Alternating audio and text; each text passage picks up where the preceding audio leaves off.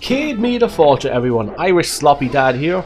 Today we're going to be looking at the PlayStation 1 emulator, because I've been meaning to do this for some time now, is to set up my PC as a retro gaming console with a new front end. I haven't decided what front end I'm going to use at the minute, but the first thing I need to do is get all the emulators set up that I want to use on this system. So, yesterday was Thursday, and I was planning every Thursday to play one retro game, just for a blast from the past and to show you guys how to set up the emulator and get your games working.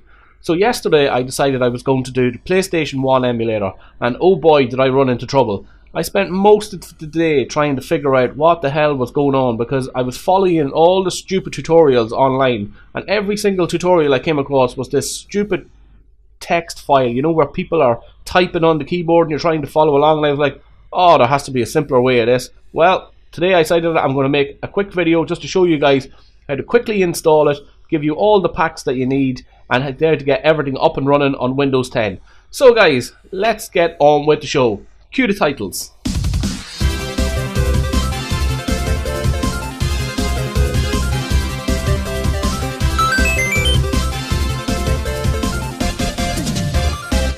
It's absolutely crazy to think that the original PlayStation was released in 1994. That was crazy for back in them days. And the PS1, which was the smaller, more slimline version of the PlayStation, was released in the year 2000, which was like 18 years ago, and these games still look fantastic when you run them through an emulator today. I think I got my games up and running yesterday in full HD, and they looked absolutely beautiful. So anyway guys, let's get to the main point of this video. Let's get the emulator installed. So the first thing you're going to want to do is to fire up your old web browser. In my case I'm using Google Chrome, and you want to go to do a search for EPSEX. No, not EPSEX. What am I thinking? It's EPSXE. Head on to that website, and on your left hand side you'll see downloads. Head into downloads and click on the version that you want. I'm using the 2.5 version for Windows. And just quickly download that and save it to your desktop. Once you have that downloaded, head down to the description in this video and you'll find a link there to download this pack. So just head on to that link, download the pack, and make sure you unzip it and put it on your desktop as well. So once you have everything downloaded and you have it on your desktop, the first thing you want to do is unzip it if you haven't unzipped it already. I'll just unzip this here real quick and save it to my desktop. So I'll just drag that up. And make sure you don't forget to unzip the PlayStation 1 emulator as well. As you can see, I have a folder here called PS1. So open up your PS1 folder and open up the pack folder that you're after downloading.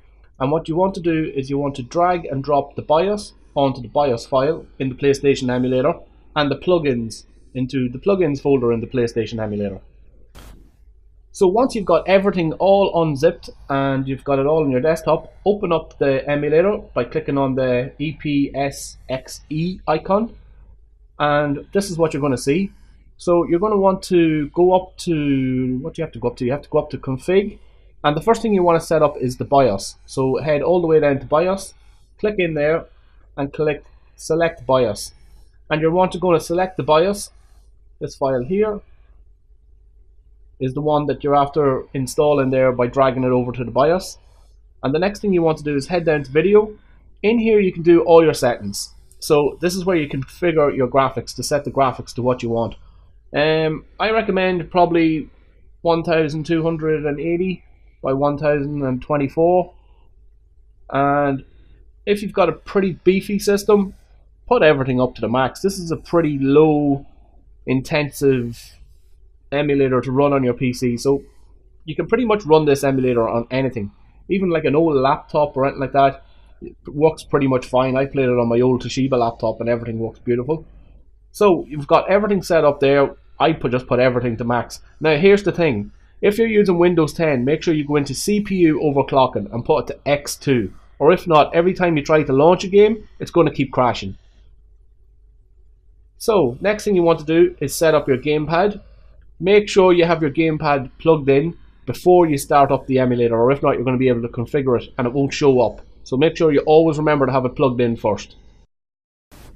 So once you've got everything set up, you're going to want to run your games. So in my case, I'm going to run an ISO file. So I'm going to click in here, and I think I have it saved on the desktop.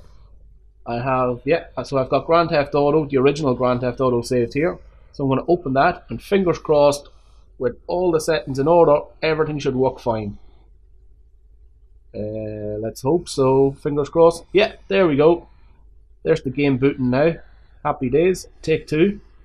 I am so looking forward to playing this game. It's been like years. I think this game was out in 1998. Was when the very first Grand Theft Auto came out.